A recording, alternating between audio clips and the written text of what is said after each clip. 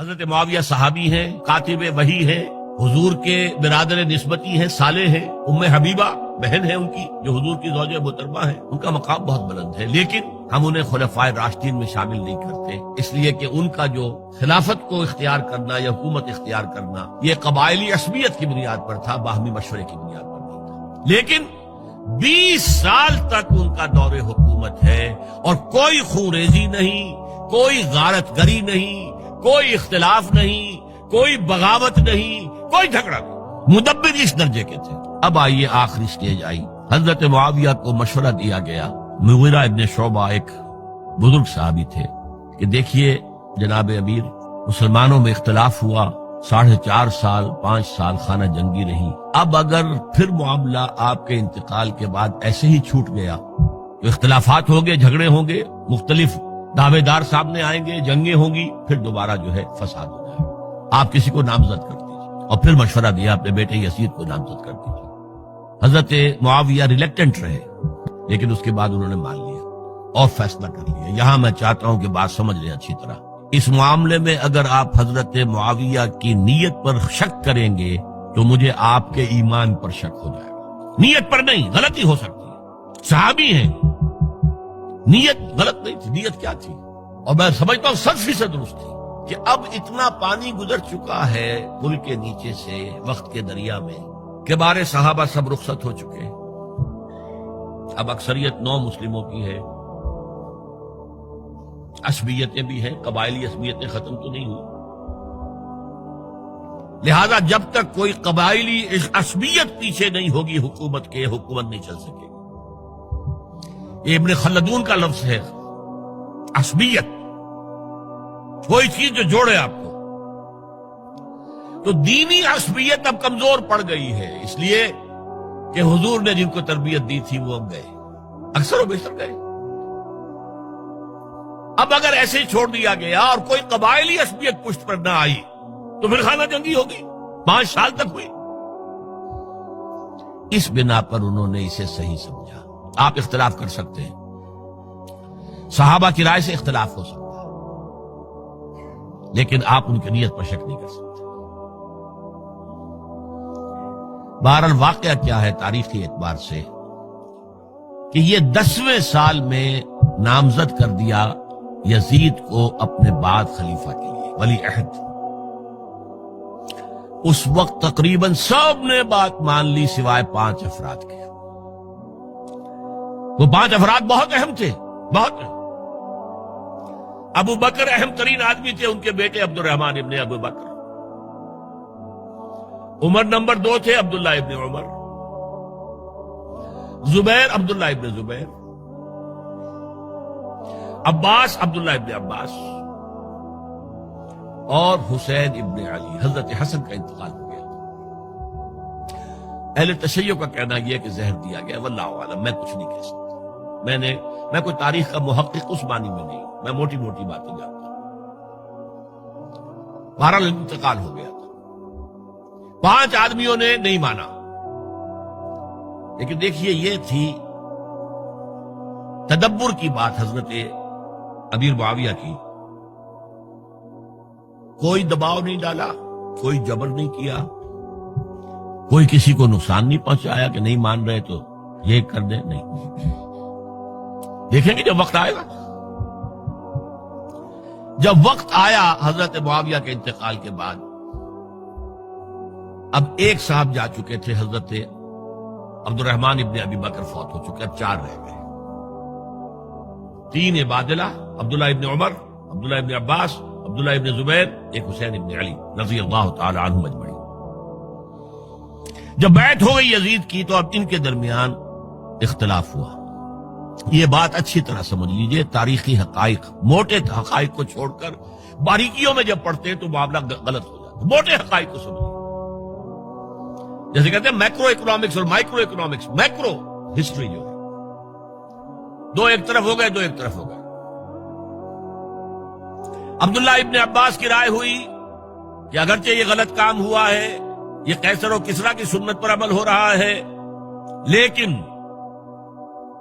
یہ ایسی بڑی بات نہیں ہے کہ خونریزی شروع کر دی جائے اور امن و امان ختم ہو جائے۔ یہی بات عبداللہ ابن عمر کی ہو گئی. یہ دو تو یکجا ہو گئے. مصلحت کہہ لیں جو بھی سمجھے، لیکن نیت پر حملہ نہیں کر سکیں گے آپ. دیانتاً انہوں نے یہ سمجھا کہ اب جب کہ ہو گیا معاملہ تو ٹھیک ہے. حرام مطلق تو کہیں نہیں لکھا ہوا قرآن کے اندر کہ بیٹا نہیں ہو سکتا، کہیں نہیں لکھا ہوا.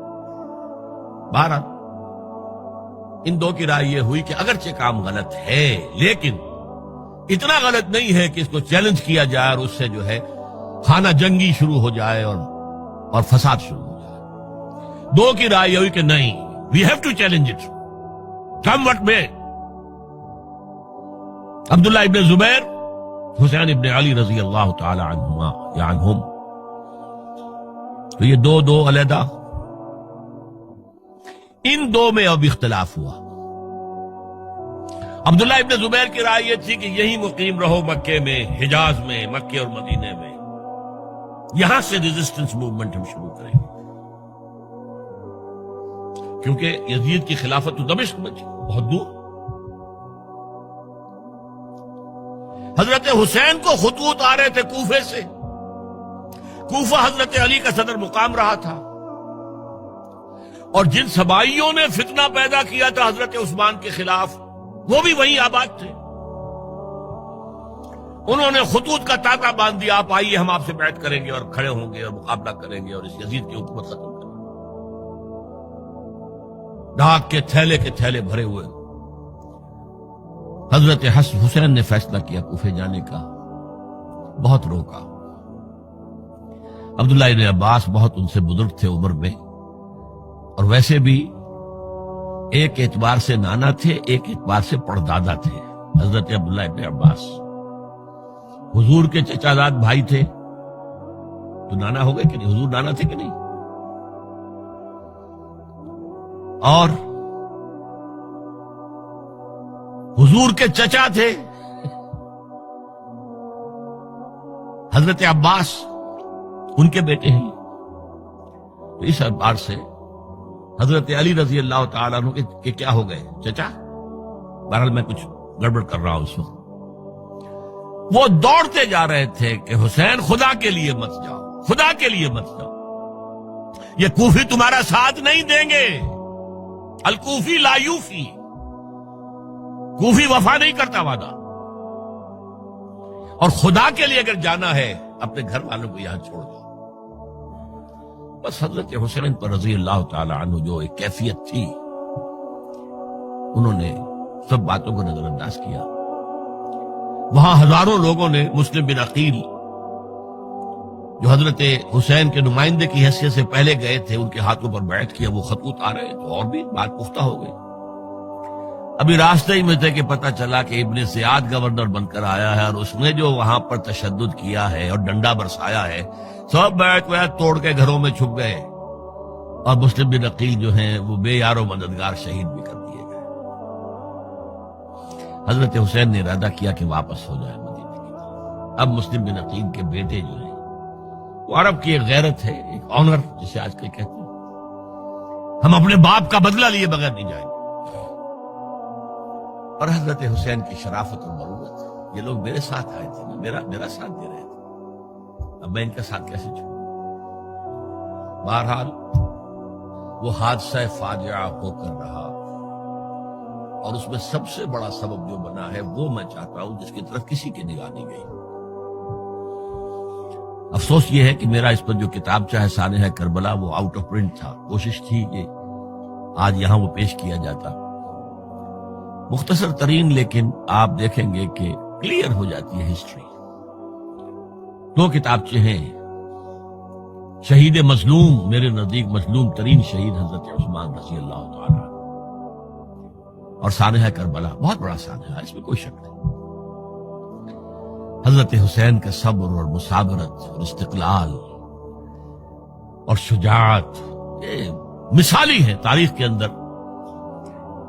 اپنے سامنے جو ہے اپنے ایک ایک کر کے چراغ گل ہو رہے ہیں، خاندان سارا ختم ہو رہا ہے. بنت اسلام